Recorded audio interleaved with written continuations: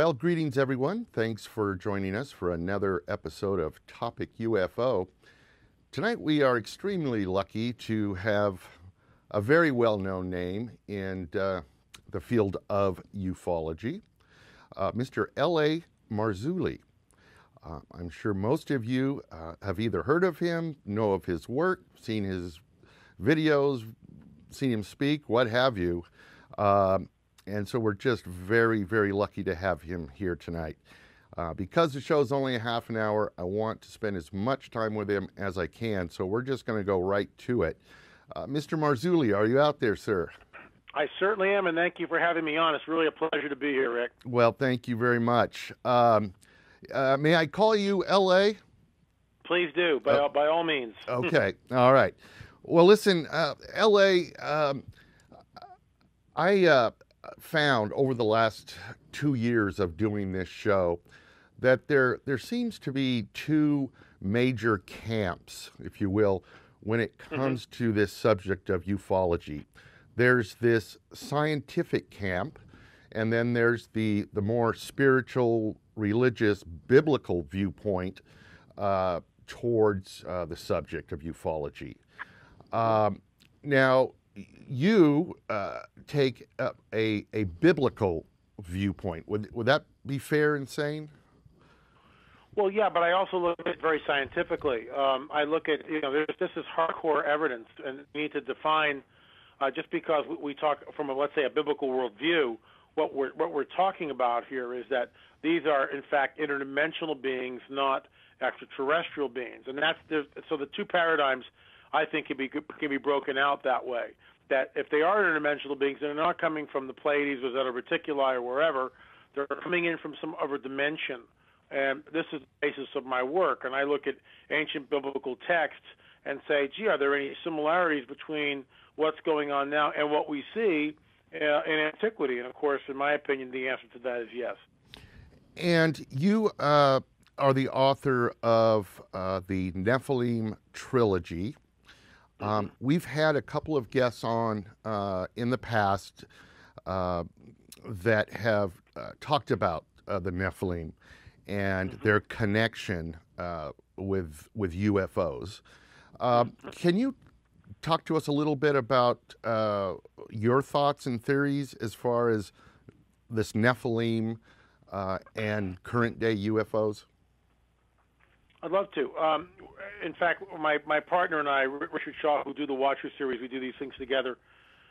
We were talking about this today, and Rick, unfortunately, I couldn't go to the meeting, but Bob Salvis was talking this actually Saturday night about his experience with the UFO phenomena and what happened to him at a missile silo. I forget what state it was in, and how they lifted, the UFO craft lifted these very large concrete seals off the silos, just floated them. Just lifted them up. And Rick and I made the connection that this is precisely what we see in these ancient megalithic structures, i.e. the Great Pyramid, let's say Sacsayhuaman or Ollantaytambo. It's just, we believe it's the same guys. It's connected to all this stuff. And the Nephilim goes back thousands and thousands of years. We read about them first in the book of Genesis, the first book of the Hebrew Bible. And it says very specifically that the sons of God saw the daughters of men and took wives from whoever they chose, went into them in the biblical sense, they had sex with them. And the offspring was this demonic creature known as a Nephilim. We get further insight into this from the book of Enoch, found in the Dead Sea Scrolls, quoted in the Tanakh, the Jewish scriptures, about 70 times, found in the New Testament, alluded to the Christian New Testament several times. So the book of Enoch, widely read, many church historians quote the book of Enoch. But the book of Enoch amplifies the Genesis 6 text further and basically states that these beings, these fallen angels, came. They showed, quote, the secrets of heaven, end of quote. Some of those were, believe it or not, cosmetics, astrology, weapon making, planting, quid pro quo. There was something, a trade They had access. They were given access to the women by the men. That's where they took wives, and in exchange for that, they gave the men the art of weapon making and all these other, like astrology, medicines, what roots are used for the cuttings of roots and all this kind of stuff, and so there was again this quid pro quo. What's interesting about this is when we read in modern ufology, same type of thing happens. These creatures, wherever they're from, show themselves, and there's a quid pro quo. Hey, we'll give you the technology. Let us have access to the population. Oh, and we promise we'll keep track of them. Well, that lasts about a week and a half, right? And it's gone. And the abduction phenomena continues today, and the breeding program continues today. The breeding program is analogous to what happened back in Genesis 6. We are told in ancient prophetic scriptures from a biblical worldview that it will be like the days of Noah when history reaches a climax.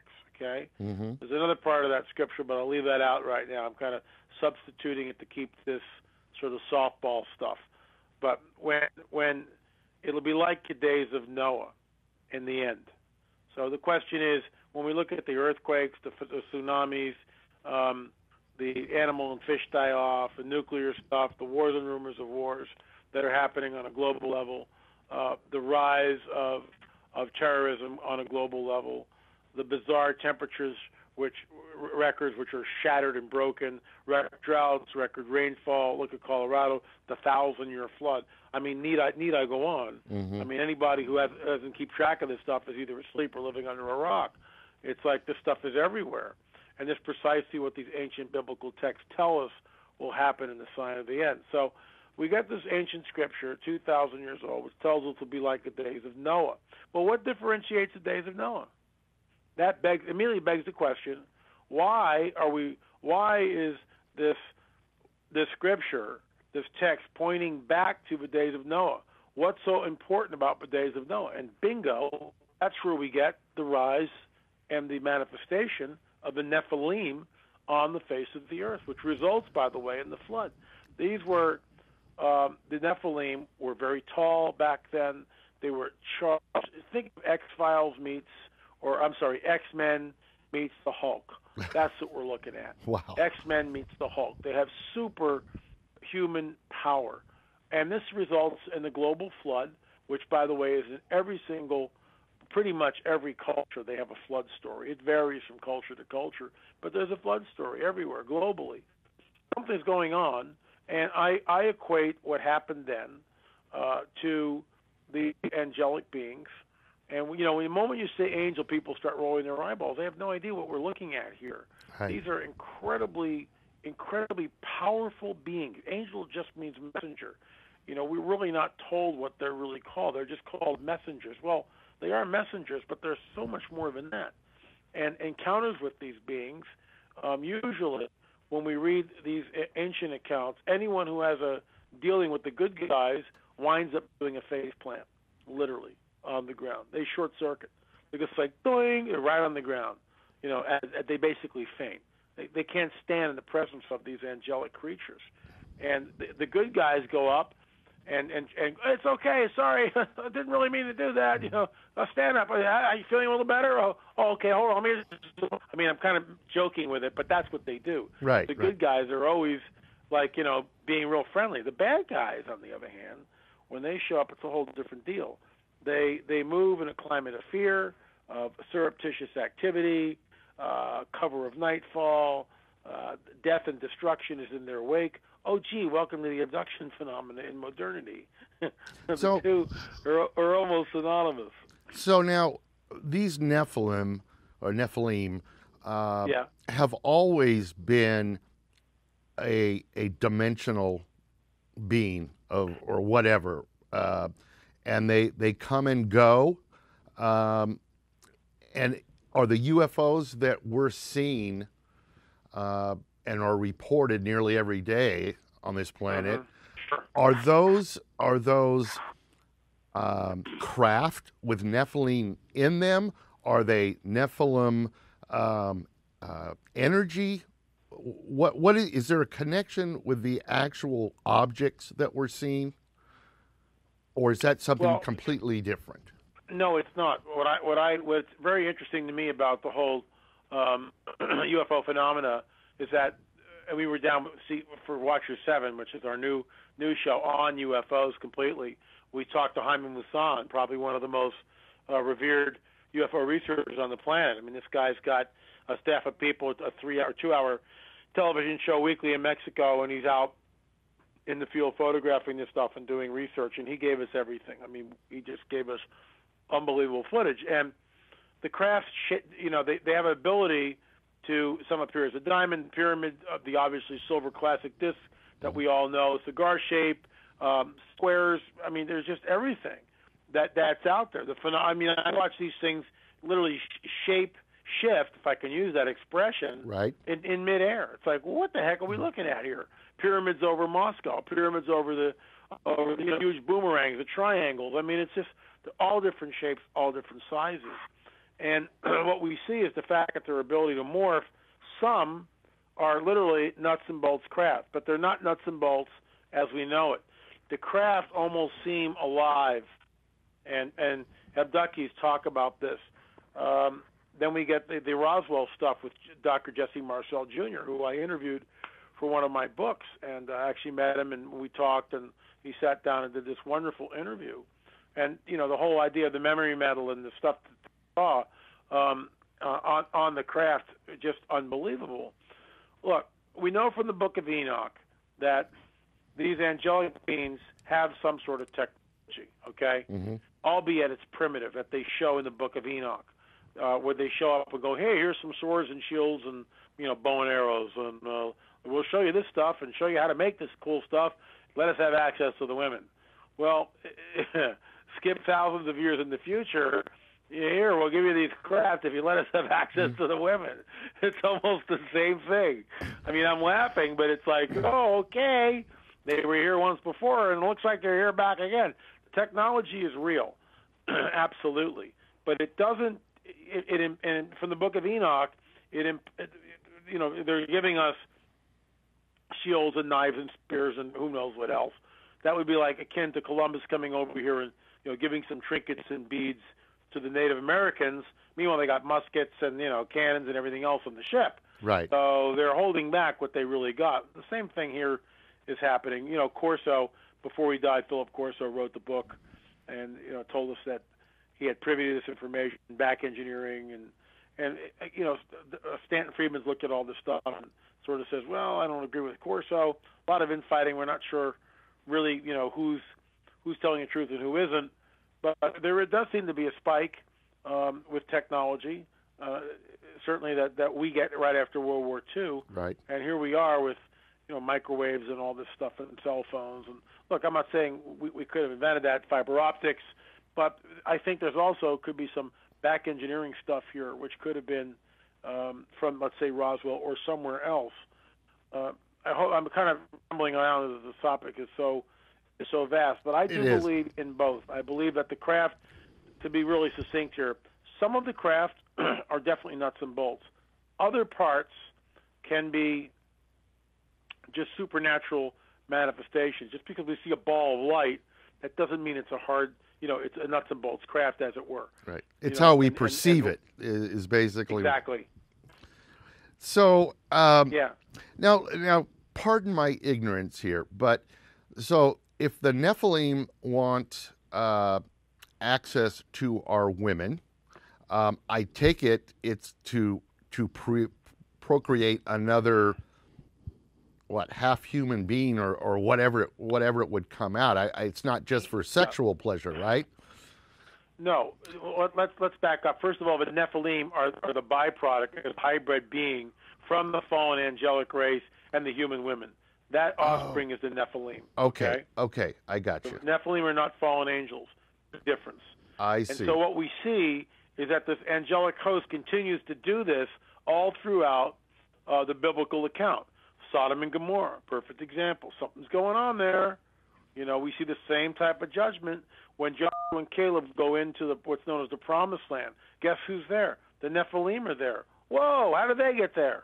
And this gets into my book, The Cosmic Chess Match. There's a war going on and it's happening in an unseen dimension, that from time to time spills out into this dimension. I call it the cosmic chess match. And the Nephilim are dwelling in Milan. Well, wait a minute, we wiped them all out in the flood. What the heck are they doing there now? See? So there's many incursions that's going on. And the fallen angels are back, in my opinion, with the abduction phenomena.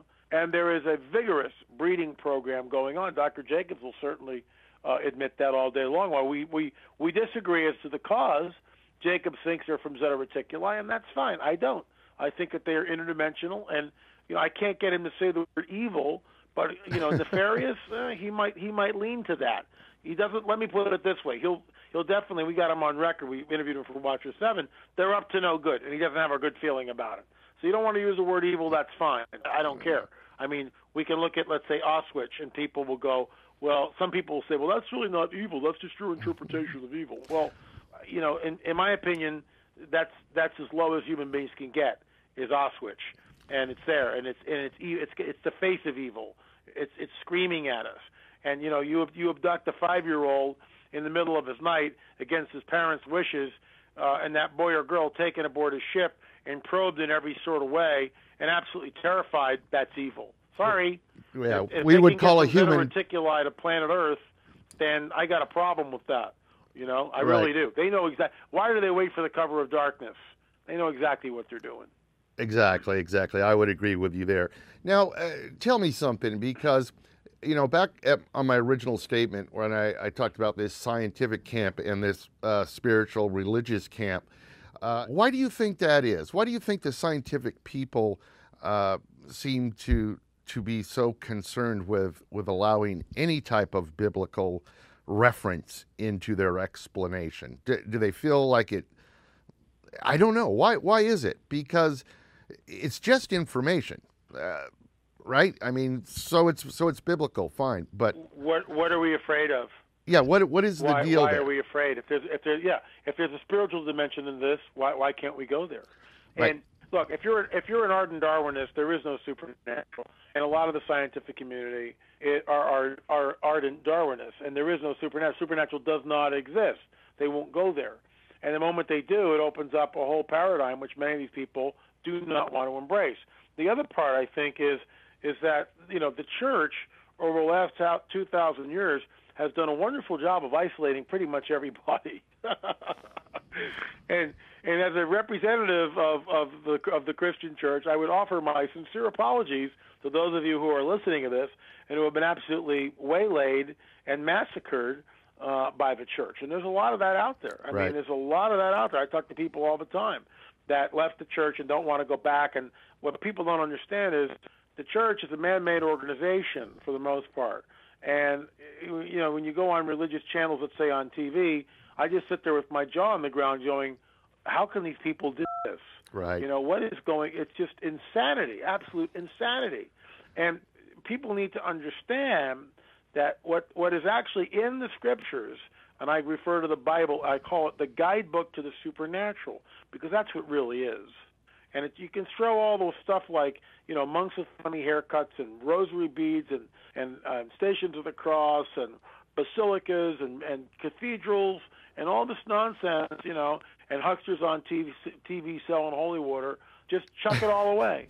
Yeah. Chuck it all away. It has nothing to do with anything. It's all man-made gobbledygook. It's the biggest bunch of nonsense that's ever been put out there. And what it does is it obfuscates and keeps people away from actually seeking what's really going on. What's really going on is a guidebook to the supernatural.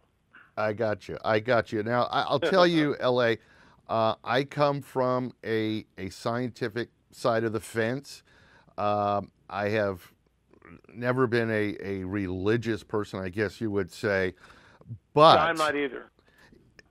If you have to take all the information. If you're going to make an educated decision on something, you got to look at all the information, no matter whether somebody thinks it's, I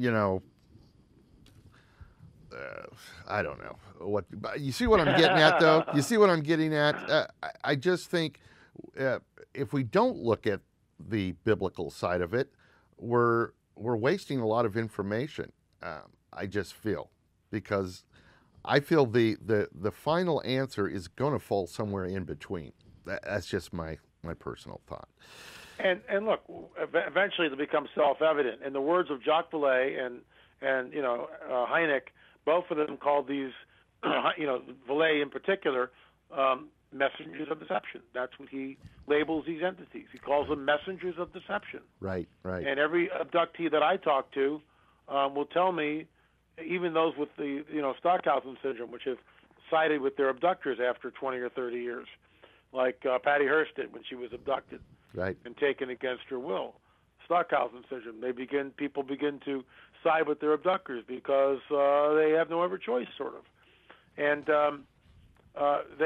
everyone I've ever talked to, these beings, these entities lie, and they lie all the time.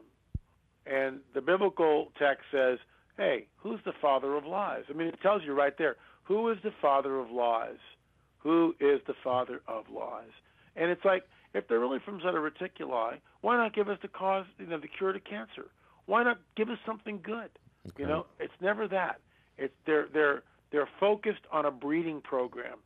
They are trying to create what I believe is a modern-day Nephilim, which will pass for human, but like the guys in the X-Men, they'll have superhuman powers, and the world will go, "Wow, this is amazing."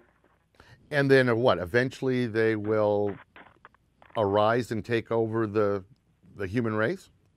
Is that the end game? Yeah, the end game is this, and this might be a little bizarre for people to get into. I don't know how much time we have because it takes a little bit of time to set up.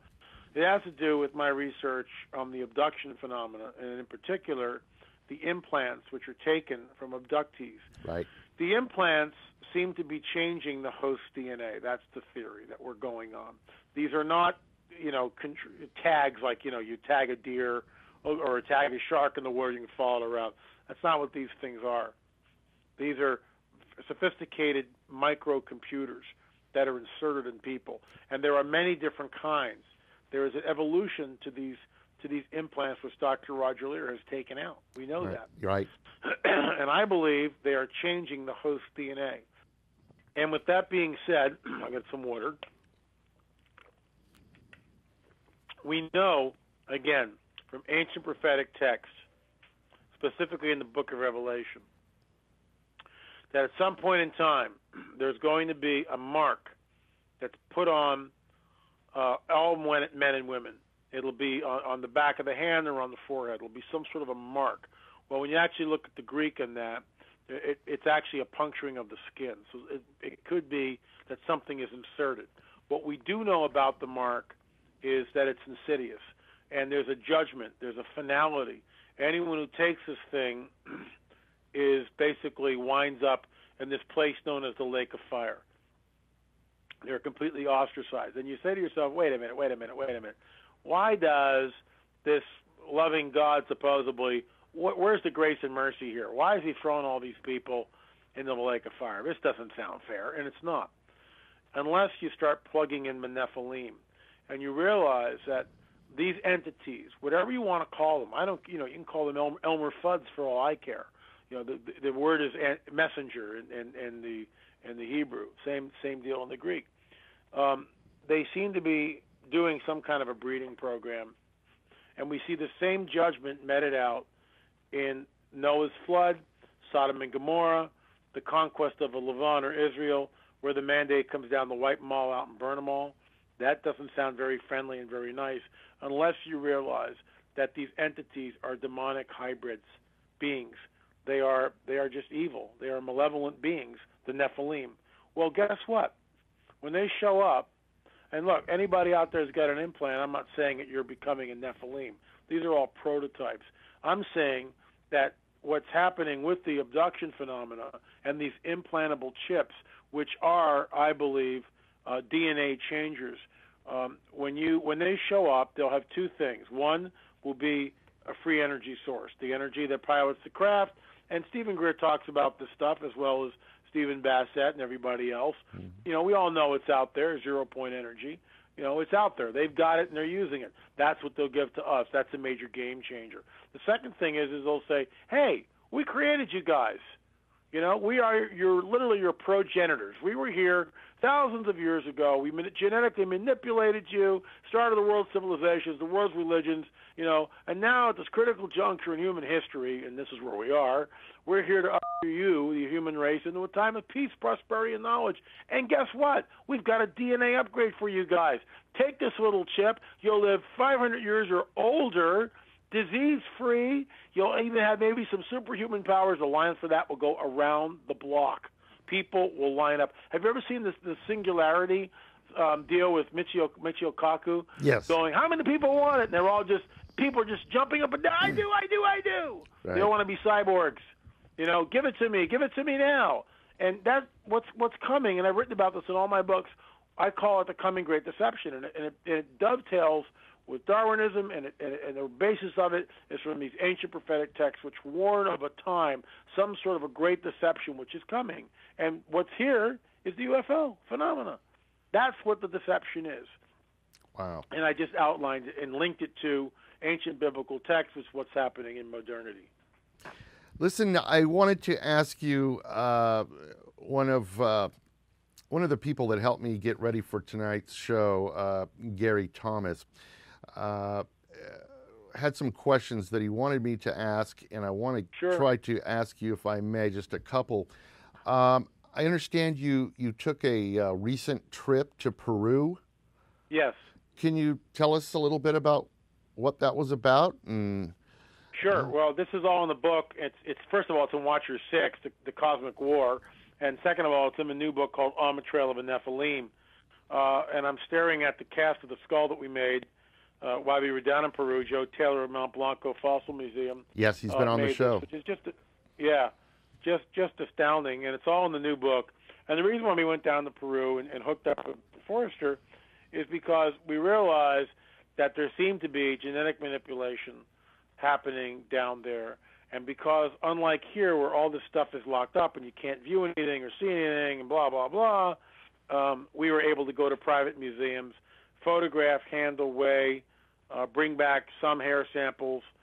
And what's interesting, let me just tell you this. I'll just cut to the chase because I know we don't have a lot of time, okay? Okay. We took this red hair from a being with an elongated skull and only one parietal plate. All human beings have four parietal plates. A frontal plate, four plates. A frontal plate, two parietals, which are the plates on top, and an occipital plate in the rear. Okay, the ones in Peru that were not the result of cranial deformation or cradle headboarding, most of these had only one parietal plate with not a hint of a parietal suture, which is the seam which would go from the frontal plate, the top of that forehead frontal plate, all the way back to the occipital plate. It's not there, not even a hint of the thing, okay? So first of all, we've got these elongated skulls with only one parietal plate. That's really strange. That's a genetic anomaly. Well, we took the red hair from this 2,000-year-old, possibly older, skull. We brought it back to the States. There's a machine called Raman spectroscopy. What this does is it measures the molecular structure of an item that you put in it and examines it, and it plots the results on a graph. So we took the red hair, then we took a human hair, okay, normal human hair, and then we wanted to see if this red hair from Peru was dyed. So we took a human hair that had been dyed.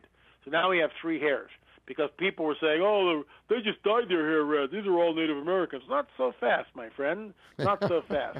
The fourth hair we took was from a man who had been abducted and forced to have sex with a hybrid being. The hair was white. Okay? Okay. Just like we hear about in all the UFO stories. The hair was white, blonde, almost whitish hair. Now we have four hairs: human hair, dyed human hair, red hair from Paracas, and the blonde, whitish hair from a hybrid creature that was aboard a UFO that a guy was forced to have sex with. Pretty weird stuff. Put them all into the Raman spectroscopy. And this will be in Volume 2. We show it in Watchers 6, the Secret Cosmic War. Human hair comes on the left side of the graph and does like a horseshoe. It kind of goes up or an upside down, horseshoe, upside down letter U, and then just goes right down to the bottom. The dyed human hair comes in at the same place that the human hair does and zips right up and out the top of the grafting is gone, all right, the dyed human hair. So we see that there's a similarity, but because it's dyed, woo, it's right off the charts. Now comes the fun part. The red hair from Paracas and the white hair from a man abducted 5-6 years ago, they start in the same place on the graft, and they track with each other. Every little movement, every line, every blip of the change of the slope as it's going, they track with each other. When we all saw that, we about fell out of our chairs. Oh, my God. Yeah, and what this does, it's not conclusive yet, but what it does, this is what I mean, science meets the Bible. Right. This is hardcore physical evidence that genetic manipulation was going on in antiquity, and the same thing is happening in modernity. And we've got the science. No one's ever done that before. We're the first. No one's ever done that. Wow, that is amazing stuff, L.A. Just amazing. I understand. Did one of these exhibits about these skulls get closed down for some reason, or was there something going on down there in Peru? Oh yeah. There were. Look, the window is tightening, and I just got back. I'm not at liberty to discuss. This will be in volume 2, and I realized, well, it's a great marketing ploy. LA. Don't tell us what you're finding. I've got to wait till I publish the next book. I understand. What I have found recently with photographic evidence is just amazing, and that's going to be fun when that comes out. Well, let's. It's going to turn some heads. I can't wait. So, unfortunately, LA, we have come to the end of the show. So let's talk about what you have coming up. You have a new episode of The Watchers. Yeah, that'll be Watcher 7 will be released in early part of November, and really looking forward to that. On the Trail of a Nephilim will be released sometime early next year, probably March, April, sometime in there. We're planning another expedition down to Peru. I'll be speaking at the Paradigm Symposium, which will be really interesting. On the 19th and 20th of October this weekend, I'll be in Sparks, Nevada, speaking to a group there. That should be interesting also. And we're actually redoing the book called The Alien Interviews. I interviewed like Dr. Roger Lear. Yes, yeah. The late Jesse Marcel Jr., Lynn Katai from Phoenix Lights. All those interviews are written sit-down interviews where they wrote the answers. And we're redoing that. We're bringing it up to speed because it's about 4 years old. And it'll be included, or we're going to offer the DVD on UFOs and this book together, because we have a lot of stuff that people like to read too, and so we're going to kind of redo that. So there's a lot of stuff in the works, and thanks for asking. Excellent. And now, if people want to learn more about you, say on the internet, where can they go on the internet to find you? You have a website, I blog correct? 6 days a week. That's lamarzulli.wordpress.com. lamarzulli.wordpress.com. I blog 6 days a week, and there's links to the website, which is really just a store. Everything that is pertinent comes on the blog. I mean, that's where I've written, like 1,600 articles or something on the blog. Yeah, about a variety. I blog every day about a variety. Today was on Fukushima, so it's not just UFOs all the time. See, all this stuff is related. We're in a supernatural universe, and it's all connected. Everything is connected. And so when I talk about Fukushima, it impacts us. It affects us. Absolutely. And there may be a supernatural component to that. That stuff is almost to the West Coast. Looking at the latest data. Yeah, it's real nasty. It's not a good thing. No more sushi for a while. Yeah. How long have you been involved in this study of ufology? I've always been interested in ancient biblical prophecy, always. So that's 33 years. Okay. The whole UFO phenomena, before I became a a Christian, which is 33 years ago, very interested in Eric von Däniken, very much so. Read all this stuff, read all the Carlos Castaneda stuff. I had a guru. My third eye was opened. I had spirit guides. I mean, I've been on the other side. I've been in both worlds. That's what's so interesting about it. So I come from that background. And I remember reading Eric von Däniken and just couldn't put it down, Chariots of the Gods. It was just like, oh, my gosh. It was just like, this guy's got the answer. And he piqued my interest. And, of course, this year we went to some of those places in Peru, Sacsayhuaman, Ollantaytambo, other places in Cusco and Paracas. And that's, but we have a different take than Mr. von Däniken has, with all due respect. And I was on the first 2 seasons of Ancient Aliens, and the reason why we began the Watchers series is because I was so heavily edited. I mean, you're talking heavily edited, unbelievable, and that's their prerogative. But see, they have a paradigm that they're pushing. Watchers isn't afraid to talk to Dr. David Jacobs, who has a totally different worldview than I do, and get his opinion and put it on camera, and then let the people decide what they want to believe and what they don't want to believe. I couldn't agree with you more. Right? Well, that's what we're supposed to do. Well, you know, I think so. That's what good journalism is, right? Yeah, well, TV and journalism was gone a long time ago, I think, don't you? Real journalism. It's all gone. Yep. Yeah. Well, listen, L.A., I can't thank you enough for taking the time to be with us tonight. I know you are just was all mine. Super busy guy, so having you take time out was just really appreciated. We'll be looking out for Watchers 7 coming out in November.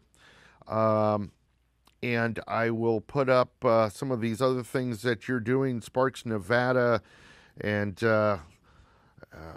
On the Trail of the Nephilim is going to be early next year? Volume 2. On the Trail of the Nephilim, Volume 2 will be probably April, May, sometime in there. Gotcha. Well, listen, we will keep watching and keep listening, and we'll wait with bated breath to find out about this stuff you found out in Peru. So sounds good. All right. Sounds good. L.A., thank you so much again, and have a good evening. Hey, thank you, Rick. Take care. Bye-bye.